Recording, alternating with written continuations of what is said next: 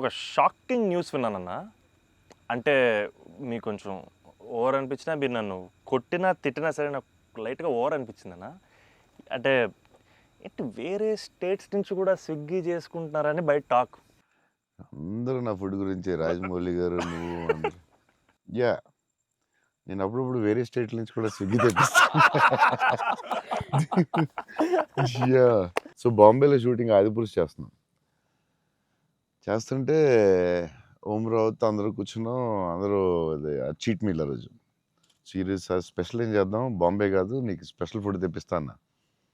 ఏం తెప్పిస్తామంటే చెన్నై చెన్నై ఫుడ్ తెప్పిస్తా అన్న. ఓకే. అయితే చెన్నై ఫుడ్ అని చెప్పి వెయిట్ చేస్తున్నాడు. 10 అయింది, 9 అయింది. ఏంటిది ఫుడ్ రావట్లేదని, నువ్వు ఇవన్నీ తినకు. ఈరోజు చెన్నై ఫుడ్ తినాలని. సరే ఓకే. వెయిట్ చేస్తున్నా 2 అవర్స్ అయింది, 3 ఇంకెంతసేపు అనండి. ఉండు మరి రావాలి కదా వస్తుందండి. ఎక్కడి నుంచి వస్తుందండి? చెన్నై నుంచి వస్తుంది. చెన్నై నుంచి రావడం ఫుడ్. నేను ఇంకా చెన్నై అంటే తమిళ ఫుడ్ ఉంటాయి కదా, తమిళనాడు ఫుడ్, ఆంధ్ర ఫుడ్ అలా ఉంటాయి కదా. లేదు చెన్నై నుంచి ఫుడ్ వస్తుంది. చెన్నై నుంచి ఎలా వస్తున్నాడు? ఒకడు వస్తున్నాడు క్యారేజ్ పెట్టుకుని బ్యాగ్ నుంచి వేసుకుని చెన్నై ఫ్లైట్ ఎక్కువ వస్తున్నాడు. అదేంటది చెన్నై మరి వేడి వేడిగా రావాలి కదా టైంకి. సో వేడి క్యారేజ్లో పెట్టుకుని వచ్చి ఆడొచ్చి పెట్టి నువ్వు మామూలుడు కాదే, నేను లైఫ్లో ఇలాంటి వాడిని ఎక్కడ చూడలేదు. చెన్నై నుంచి క్యారేజీలు పెట్టుకుని ఆ మసాలా స్మెల్ వేసుకుని ఫ్లైట్లో పెట్టి రావాలి వేడివేడిగా.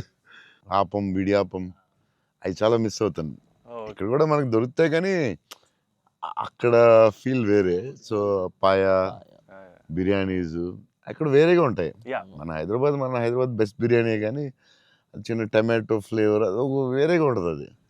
సో అప్పుడు మిస్ అయినప్పుడు చెన్నై తెప్పిస్తూ ఉంటాను. షాక్ అవుతూ ఉంటారు అందరూ. ఈసారి చీట్ మీల్ అప్పుడప్పుడు ఈసారి ఎక్కడ అంటే ఏదో స్టేట్ నుంచి వస్తూ ఉంటుంది. అన్న